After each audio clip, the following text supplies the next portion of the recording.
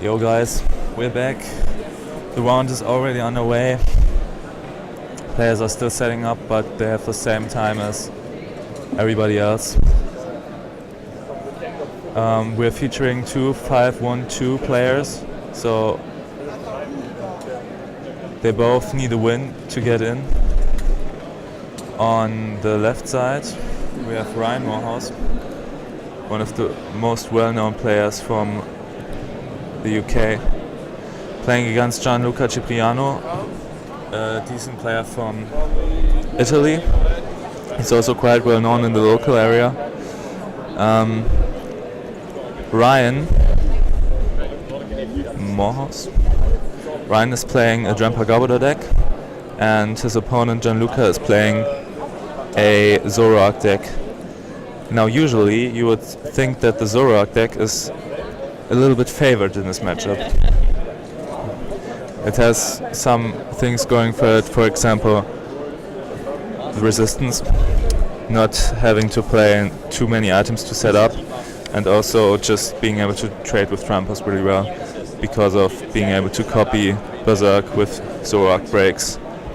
But in this matchup actually it's more difficult because Ryan plays a tech in Zygarde GX, and now this game we actually might see Zygarde GX come into play.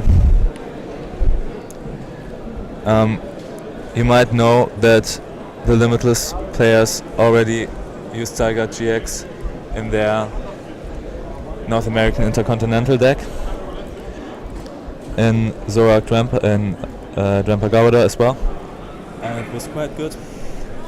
So a lot of players adapted to that and also chose to include the Zygarde GX, Zygarde EX I should say.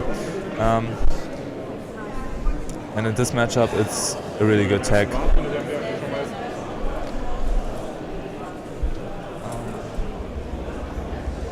I just have to update everything real quick and then I can get into some deeper commentary.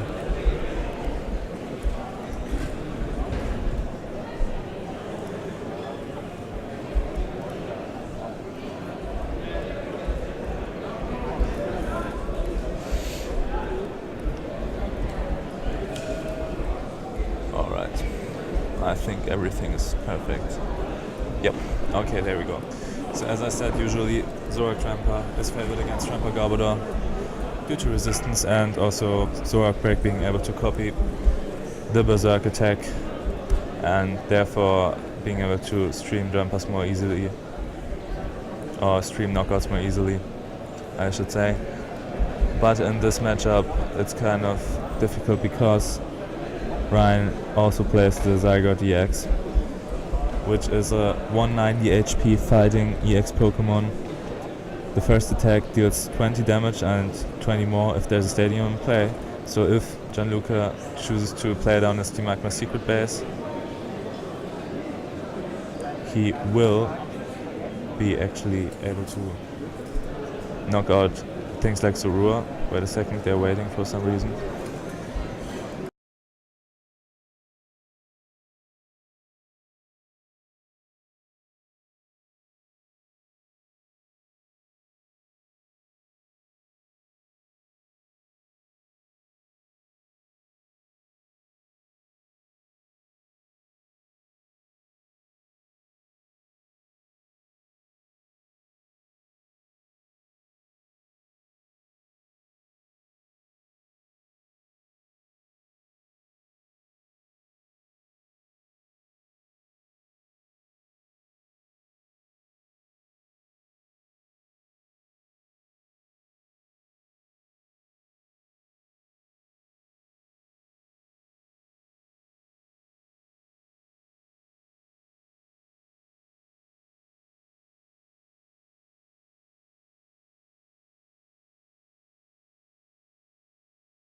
So as I already said, the round timer is ticking and there are 45 minutes left. However, they didn't know that, and of course now they're asking for a time extension because they waited, because they were uncertain if they could start already. and we'll have to have a judge look into that. But I don't think they will get a time extension actually, unfortunately. So now, Gianluca started the game and opened with 3 Zoroarks and didn't hit an attachment, which is unfortunate. Usually you want to be able to attach to Drampa on the first turn in this matchup. However, Ryan doesn't look like he had a great start either. He only played X-Maniac, attached to Drampa and Big Wheel GX. So at least now he gets a new hand. And he's definitely looking into powering up his Zygarde. So before I went away, I was just going to tell you what Zygarde's second attack was.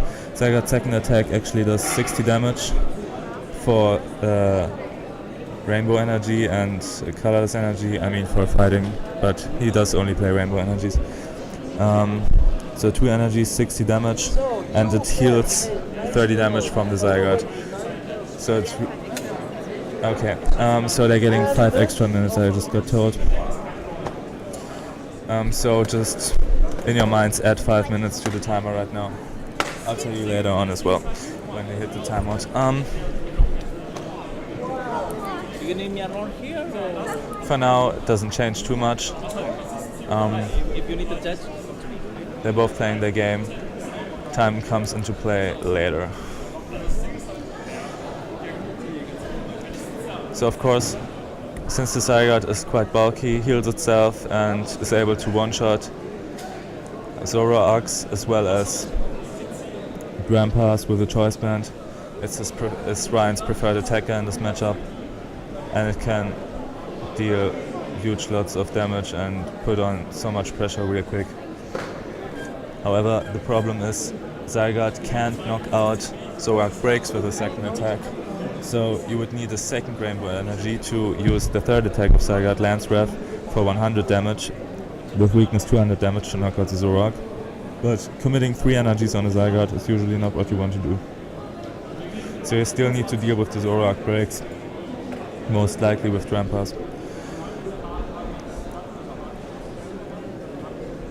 However, what I found out in this matchup, in the late game, usually your opponent still has enough items in the discard pile for you to attack with Trash Lunge for one-shots. So you still want to keep 1 or 2 Troublishes on the bench just in case. And in the late game, when your bench isn't that full anymore, maybe you have 2 bench Pokemon left or something, your opponent has no chance at one-shotting those Garbodors, while you are one-shotting him because he already played quite some items by then.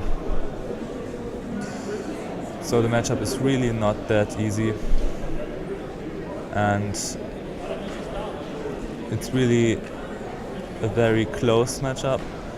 Anyone could technically win, but yeah, it really comes down to skill and whiffing and stuff like that. For example, right now, I don't think that Ryan played a X-Maniac. However, Gianluca still chose to promote the Zoroark break rather than the Zorua, even though he can stand in. Those small things like that could end up costing him the game. I don't think it will in this case. I don't think it's actually a huge impact at all. I mean, he does have the Float Stone, so he can retreat, but things like that could come up.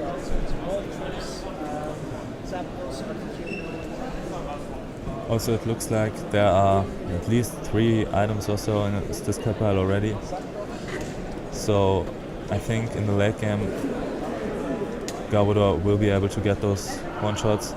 And for now, Ryan does have the Drampa and the Zygarde in hand, so he will probably be able to bench the Zygarde with a Rainbow Energy next turn. So it looks like Ryan for now has the advantage, also due to the fact that Gianluca wasn't able to attach energies in the first few turns.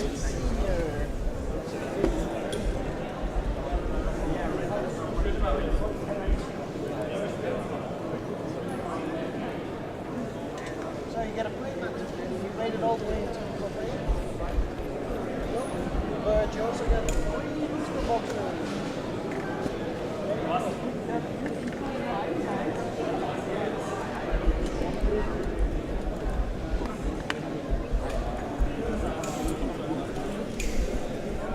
Now Gianluca elected to attach to the Tapu Lele, so he can deal 100 damage this turn, which is more than the Zoroarks would do.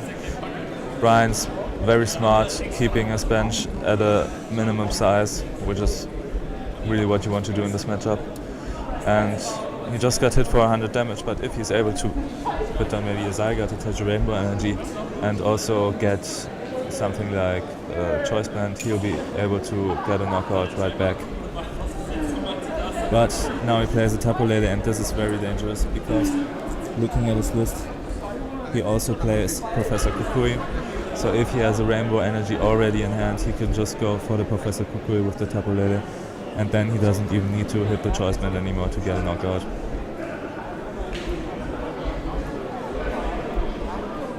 However, I didn't see a Rainbow Energy yet in his hand, only a basic Psychic Energy.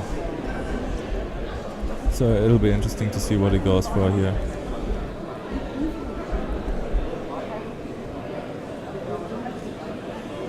Looks like he's playing a Lysander now. Question is what you would Lysander up in this case. Actually, I think he probably just took the Lysander to discard it maybe with Professor Sycamore. That could be something, but playing down a Tapu Lele is not really what you want to do. So yeah, Lysander had to be important. And as we saw, he Lysanders up the Zoroark, puts on the Zygarde, and he even has the Rainbow Energy in hand. So maybe his Kukui was priced and he was instead going for the Zoroark knockout because he felt like that was the next best thing. That's probably likely what was going on there. And now Gianluca will be able to respond with a KO, but yeah, and he also gets a Zoroark break. So yeah, both stays are kind of even. But he already has a couple of items in his discard pile. And the Zygarde is nevertheless still pretty threatening. He can also two-shot the Tapu Lele with the Zygarde without being feared of getting one-shot. Because of those 190 HP, it's really difficult to actually one-shot a Zygarde. Things like Drampa can't even one-shot Zygarde, which makes it also quite good in the mirror match if you are able to attack with it.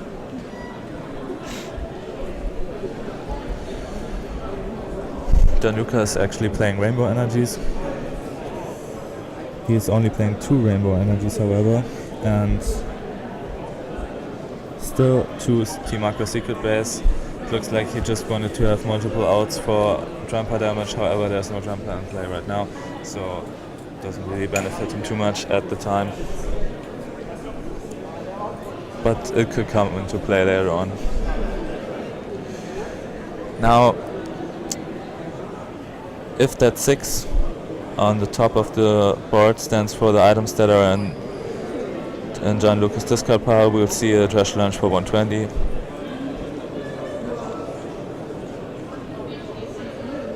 No, actually,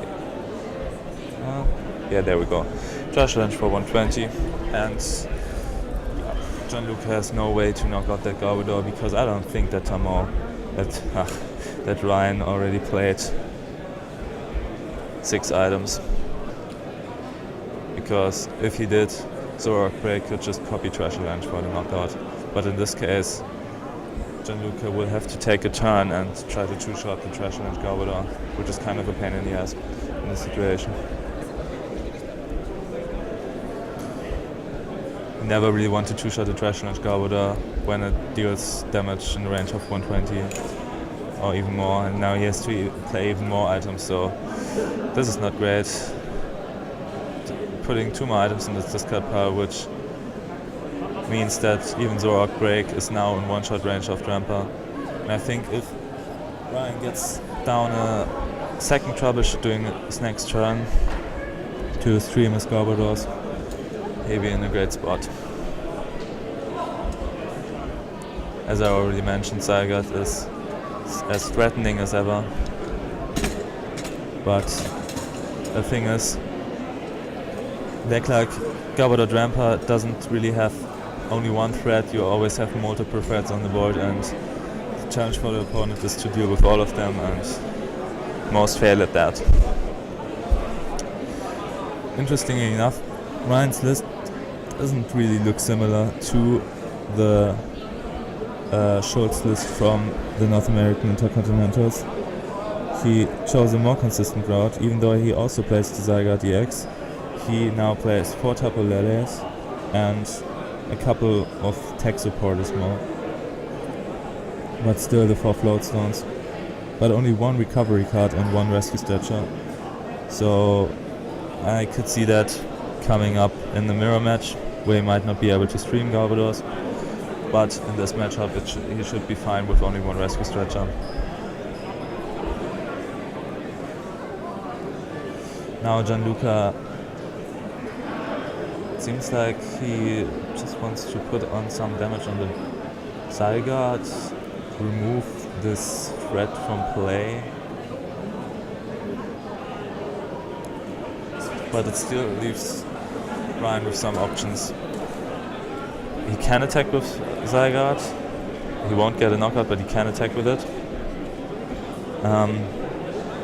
The 30 damage heal won't affect him too much, but he could also just retreat and one-shot the Zoroark with the Garbodor, which is, in my opinion, a decent option.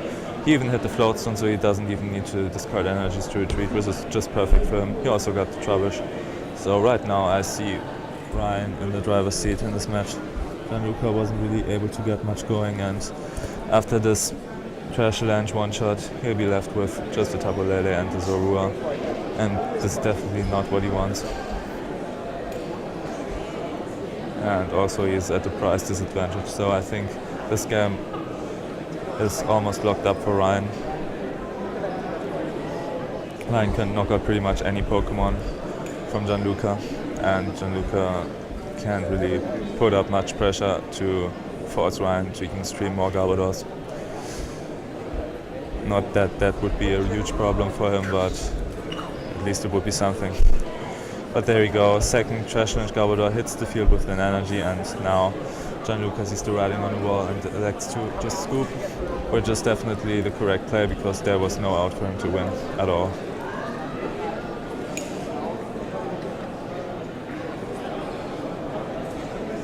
Yeah. And after only almost 18 minutes, we go to game 2. Since he got a time extension of 5 minutes, actually they only played 30 minutes. So I think if Gianluca is actually able to win game 2, we will see a game 3 finish. Or we might see a game 3 finish. It's not out of the question. They didn't take long for that game. But usually this matchup can take quite a while, because normally you just kind of trade knockouts until the late game, where it kind of turns into stagnation. Like Drampa's Garbodors are usually not hitting the perfect numbers, but Zoroarks can't knock out the Garbodors because there's not enough Pokemon on the bench, so it kind of turns into this weird trade sometimes. But not in this game.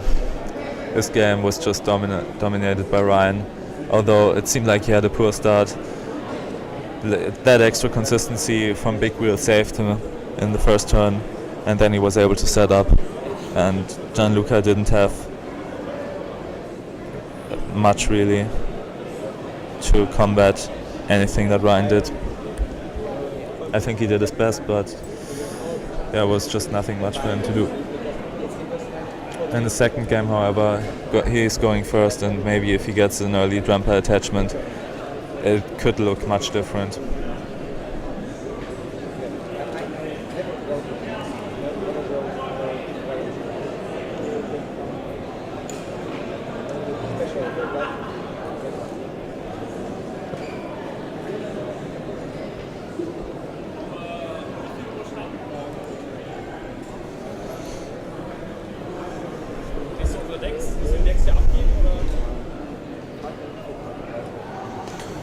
So let's see if Gianluca's opening hand is better this game.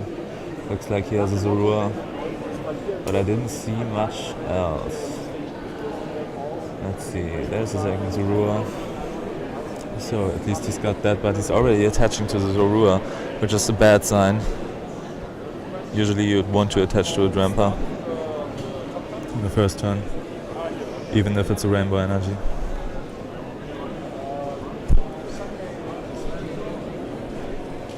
Interesting, discarding to mark my secret base,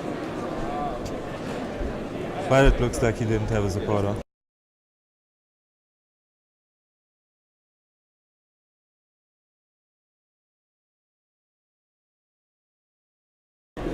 Alright.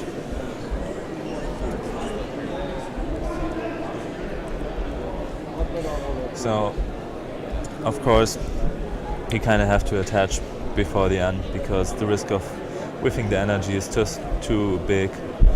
Can't really afford to take the risk of drawing maybe a Drampa plus energy, and because if you whiff, you're just in a bad spot already on the first turn. Better just attach and play with what you have, then go all in on the first turn if there's no necessity to do that. Now I saw a Rainbow Energy in Ryan's hand, so this is great for him obviously, if he wants to go for the Zygarde. However, now he benches the Tapu Lele. Yeah, I mean usually people go for Bridget in this situation. But Bridget isn't that effective in this matchup. Actually, when I play this matchup, I found myself sometimes even using Bridget for the Zygarde and nothing else, because Bridget actually can search EXs or a single EX Pokemon. But yeah, he's already going for a Lysander, so he might just Lysander and Righteous Edge this turn.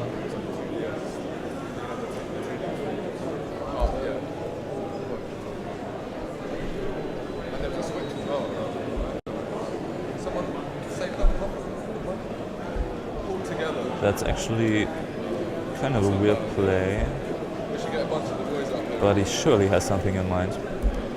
I think we'll see more when he progresses his turn. Yeah, he also has Ultra Ball and Rainbow Energy in his hand. Yeah, interesting play. It just goes for the Righteous Edge, putting 20 damage on the Zorua, which now has 30 damage. So if he evolves that into Zoroark, it could already get knocked out from Berserk for 80, which is good, but yeah, Gianluca could just evolve any of his other Zoruas to Zoroark, so yeah, not sure what Ryan is planning on here, but we'll see.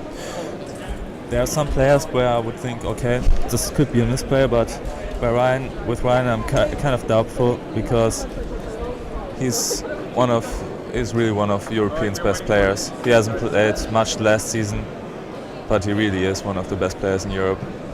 And usually with Ryan, I'm not too quick to judge on a misplay.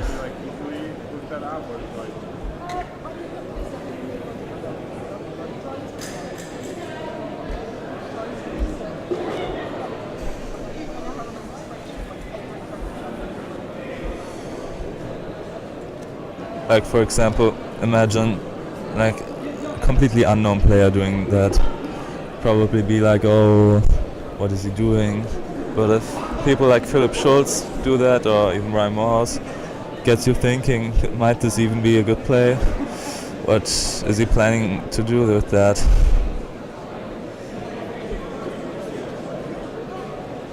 Kind of interesting. Of course, it nullifies the attachment of the first turn, which is always great. Attachments are really important for a Zoroark deck, because you only play 10 energy, and yeah, you might whiff them at some point. Now Gianluca just attached to the Tapu Lele and passed. Maybe he wants to combat the Zygarde later on with Tapu Lele. Ryan just plays a Hexmaniac here and goes for Zerg knockout, I guess. probably because he doesn't have any other useful supporters in his hand.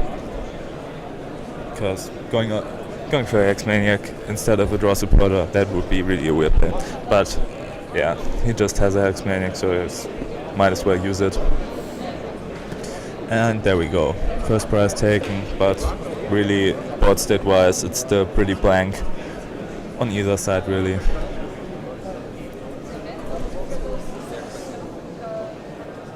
Now Gianluca is able to use teammates, which is of course great. He could grab an energy to attack with Tapu Lele, put pressure on the Drampa. Of course he wants to evolve his Zoroark, so surely he's gonna look for some evolution pieces.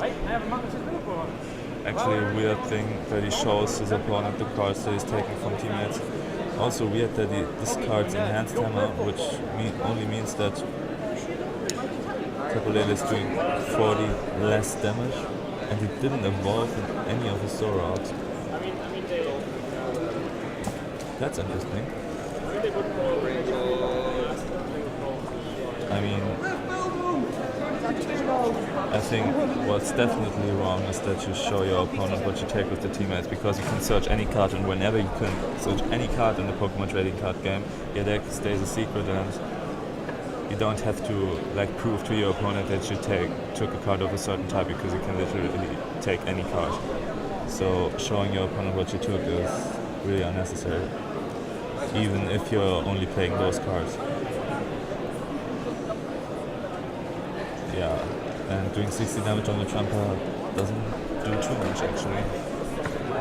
And now he can just attack with Tapu Lele for a decent amount, 110 to be exact.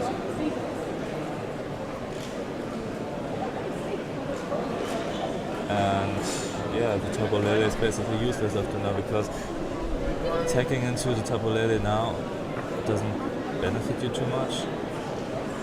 You just get knocked out, and after that, what do? You can knock out the Tapu Lele, but then Drampa or Charger is gonna come up and threaten you. So yeah, it's really difficult. Also, you have to think about how many items Gianluca has already played in his discard pile.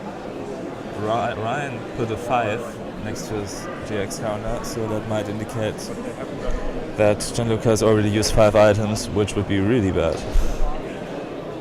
Yeah, and it's probably 5 items. Good. If he uses one more item, it's only a Field Blower to put a Zoroark break into Garbodor one-shot range, which is like the magical number in this matchup. However, if Gianluca keeps on not evolving his Zoroarks, he will never be able to get out Zoroark breaks, so it won't matter anyway.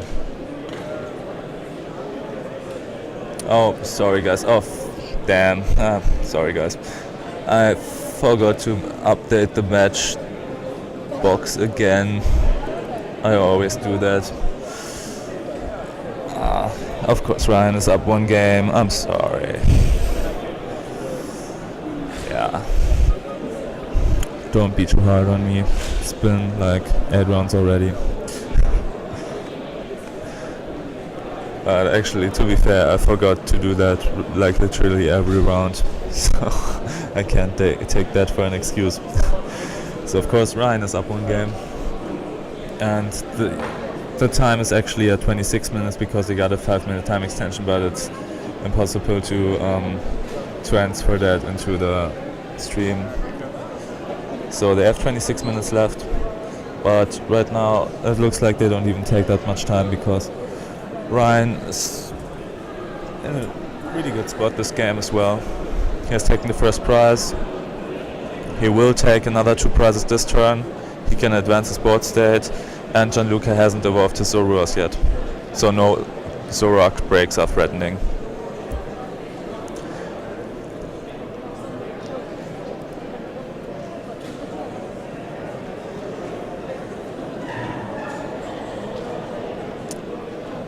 What, Philipp Schulz? No, I'm not Philipp Schulz. Philipp Schulz is playing. Of course, I'm Philipp Leziewski. Philipp Schulz will be commentating with me tomorrow because he already dropped out of the tournament. So probably he will be commentating with me tomorrow. So then we have Philip and Philip. But now, just so you guys know,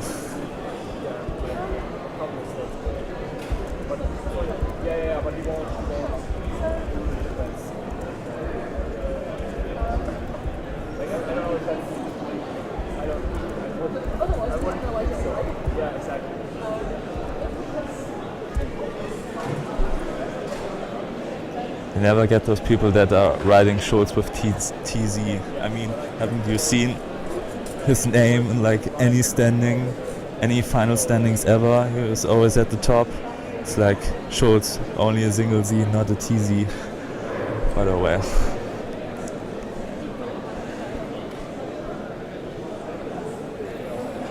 Schultz is of course a very difficult name.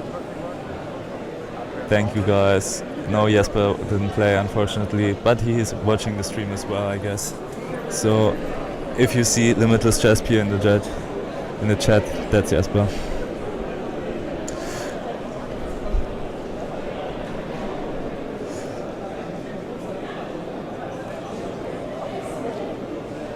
Okay, let's see what's happened.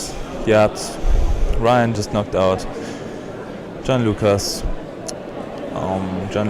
Tapolele, and he will get knocked out from a Zoroark though, because he has spent 3 Pokemon and Zoroark deals 100 damage. If I'm not mistaken, there's more than 60 damage on that Tapolele. But Gianluca really needs to evolve his other Zorua too. Getting out Zoroark breaks is so important because they're like your main attackers in this matchup. Even cards like Zygarde struggle to deal with Zoroark break, as I already said, and the Drampa on the bench is already damaged and far from able to knock out a Zoroark blade out of nowhere. So, yep. He got the second Zoroark, so that's good. Finally able to set up a little bit further. But I think if Ryan is able to hit a Garbodor, Energy and Field Blower, he's already able to knock out both Zoroarks. If he didn't update the, if the counter for items in Gianluca's display pile is correct, he's at 5 items right now. But if Ryan forgot to update it, he has even more. Then he doesn't even need Field Blower. In any case, he plays Teammates, so Teammates should ensure a knockout. Teammates is just insanely good in Drampa Garbodor. Like, you've already seen it in previous rounds, but in this one it's again really good. He can just take Field Blower, Garbodor, or Field Blower Energy, whatever he needs, just to take the knockout this turn. And dealing with Garbodor should be kind of difficult for Gianluca. I don't think Ryan has played too many items. I could be mistaken. However, if Ryan has played 6 items and Gianluca is able to knock out the Garbodor next turn with a Zoroark break, then Ryan might be in trouble. But unless that happens, Ryan is pretty good. Oh, looks like here there's already a DCE on the Tapolele. There must be one. Yeah, that's a DCE. So because Tapolele's attack goes through weakness and resistance, he's able to knock out the Zoroark with those 3 energies and keep a Garbodor on his bench, able to attack later on. Now we see more damage, now we see more counters for items, so there might be even way more items in Gianluca's display pile than I expected. I mean, he has played a lot. But right now, I don't know what you're doing if you're Gianluca. I mean, you only have a Zoroark, maybe a Zoroark break, but what can you really do with a Zoroark break against Tapolele? Not too much. And that's also why I think Ryan just decided to attack with Tapolele, because Zoroark break isn't really that great against Tapolele. Actually, Tapolele is one of the best Pokemon to have active against the Zoroark break.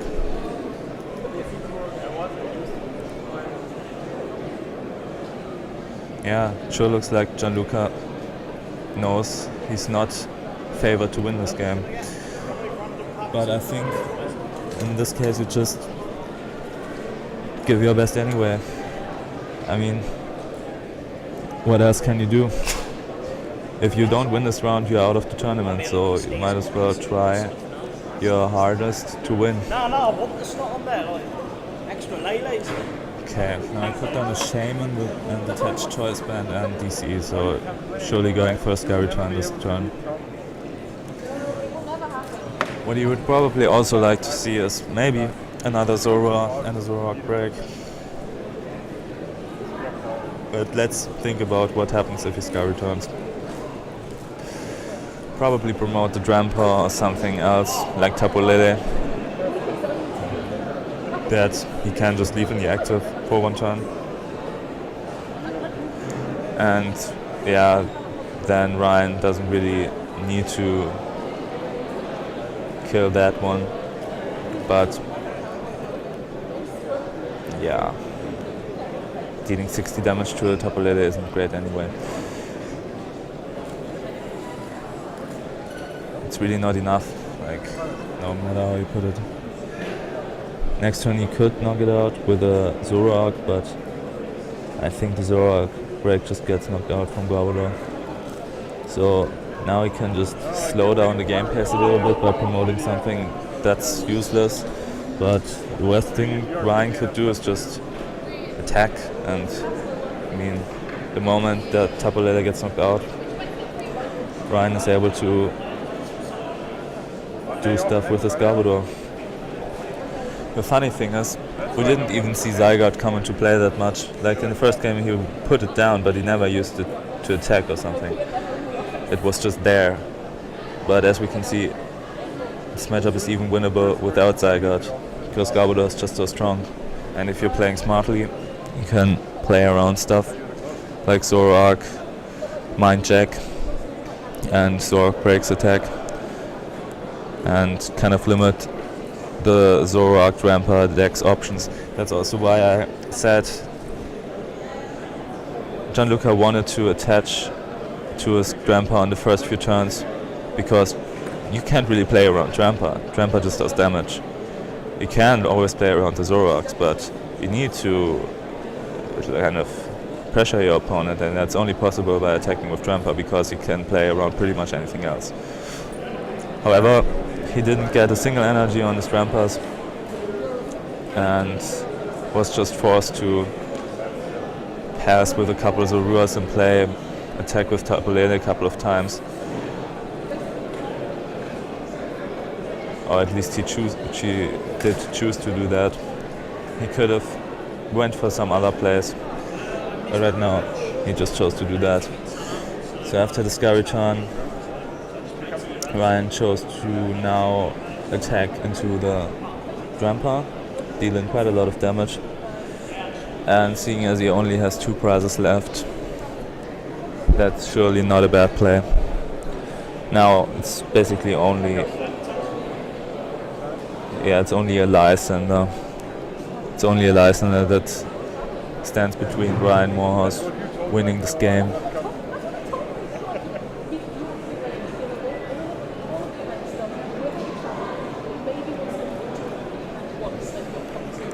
Playing Kokoro is surely not optimal in this situation.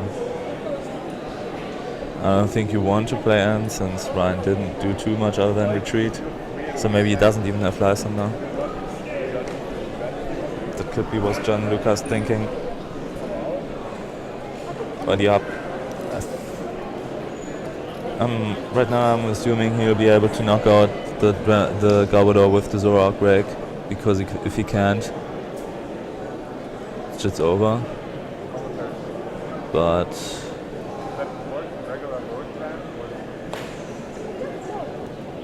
yeah, then either Ryan has a Lysander or he is able to put down Trebuchets on his next turn. Either would be fine. Either would put him in a great spot. The Lysander would bring him the game instantly.